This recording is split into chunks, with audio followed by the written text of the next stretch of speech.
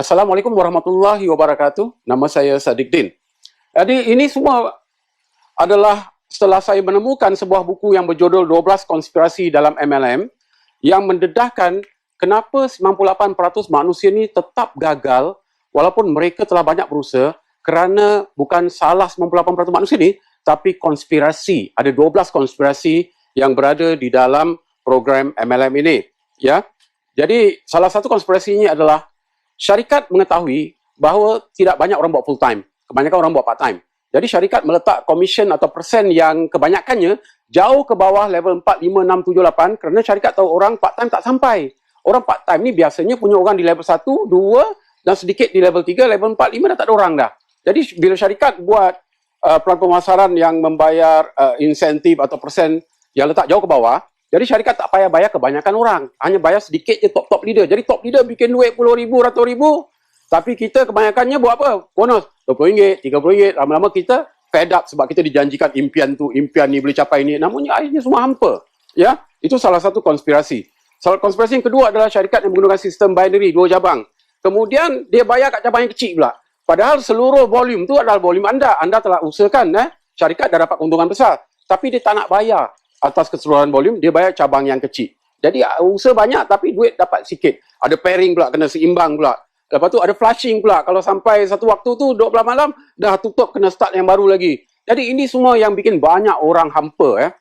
Konspirasi yang ketiga adalah syarikat yang gunakan billboard di jalan-jalan raya dekat highway tu. Kalau lihat kat Johor sampai kat utara tu, tengah-tengah jalan tu, highway bayar puluh-puluh ribu setiap bulan iklan produk mereka. Jadi syarikat ni bersaing dengan distributor-distributor mereka. Orang penat usaha, lepas tu orang yang tengok iklan ke tu pergi langsung dekat syarikat. Dan syarikat perlu bayar duit yang banyak untuk bayaran iklan ni setiap bulan. Jadi duit tu dapat daripada mana? Itu adalah dari usaha kita ramai-ramai ni, bikin syarikat maju, kemudian ambil duit yang banyak tu bayar kepada iklan pula. Jadi bonus kita jadi kecil, bayaran tu jadi kecil. Dan kelima lagi, syarikat gunakan konspirasi pakai artis. Artis, bintang iklan namanya. Artis endorse produk dia. Padahal artis tak pakai pun produk tu. Tapi kerana dibayar duit yang banyak, artis tu pun berceritalah tentang produk tu. Jadi akhirnya bayar komisen kita semakin kecil. Ya, kerana artis yang dapat bagian yang besar. Dan lagi satu konspirasi adalah bonus kereta. Padahal kereta pun kita tak perlukan banyak orang dari kereta. Tapi syarikat adakan konsep bonus kereta. Kita ingat kereta tu kita punya. Padahal itu daripada sales volume. Kalau anda maintain, syarikat keluarkan deposit daripada sales volume kita untuk keluarkan kereta. Tapi setiap bulan tu kena maintain volume tu. Kalau volume tu kurang, anda kena pakai duit kocek. Kalau duit kocek tak ada, kereta kena rampas balik. Akhirnya banyak orang dulu ada kereta mewah, sekarang dah tak ada. Jadi syarikat yang benar tu, dia tak pakai konspirasi ni semua. Dia bayar sebesar-besarnya. Kalau anda nak kereta impian, anda beli kereta anda. Anda tak perlu harapkan dari syarikat. Dan salah satu konspirasi itu adalah payout. Payout, banyak syarikat cerita tentang potential payout. Tapi itu bukan actual payout. Actual payout adalah payout yang sebenarnya setiap bulan. Berapa banyak komisen yang syarikat dah bayar kepada semua dia punya distributor. Jadi kebanyakan payout yang dia cerita 60-70%, apabila kita kaji sebenarnya payout tu di bawah 30%. Jadi ini semua berubah apabila buku ini mendedahkan konspirasi-konspirasi ini dan juga menceritakan MLM ini menghasilkan paling ramai jutawan dalam dunia. Tetapi dia tidak terjadi di negara kita ni. Di Malaysia, Singapura, Indonesia tak banyak orang berjaya. Banyak orang negara barat, Jerman, Mexico, Amerika, Rusia berjaya, kita tak berjaya. Sebab program yang mereka buat berbeza dengan program yang kita buat. Kita punya banyak syarikat yang tamak, kaya sendiri. Top leader buat duit, syarikat buat duit. Kita kebanyakannya hampa. Dan dalam buku ni juga mendedahkan, dalam 300 program yang baik ni, 6 terpilih sebagai bayang paling besar di dunia. 6 ni semua tak ada kat rantau ni. 6 ni semua kat Amerika. Dalam 6 ni, 1 dipaparkan dalam majalah Business Incorporated 500 sebagai paling pesat berkembang. Dan ini yang saya nantikan, akhirnya mereka datang ke rantau Asia dan saya libatkan diri, dan dalam masa 2 tahun, saya capai kejayaan yang jauh lebih besar dari usaha saya yang selama 13 tahun di syarikat yang 2 syarikat yang lama saya usahakan itu. Dan menjadikan saya Platinum International Diamond pertama di Asia dan membuat saya meraih angka 6 setiap bulan.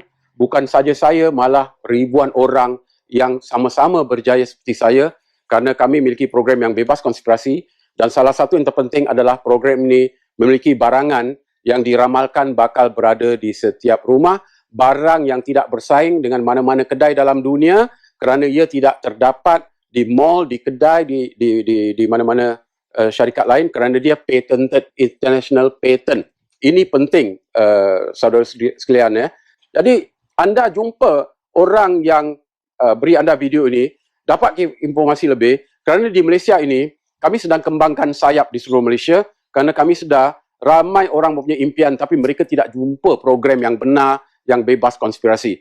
Jadi kalau anda pernah gagal selama ini, saya tidak salahkan anda kerana saya juga gagal di 2 syarikat MLM sebelum ni, dan di yang ketiga ni baru saya menemukan jawapannya kerana setelah saya jumpakan konsep 12 konspirasi dalam MLM, saya berjaya pilih program yang benar, yang bikin ramai orang berjaya dan orang-orang part-time kini baru dapat hasil yang berbaloi, yang bikin mereka yakin mereka boleh buat full-time dan menjadikan mereka jutawan-jutawan yang baik di sini. Ya, jadi jumpa orang yang berikan video ini dan kami komit, jika anda komit untuk menolong diri anda sendiri untuk berjaya cemerlang, belajar ilmu residual income kerana di sini peluang untuk anda belajar ilmu.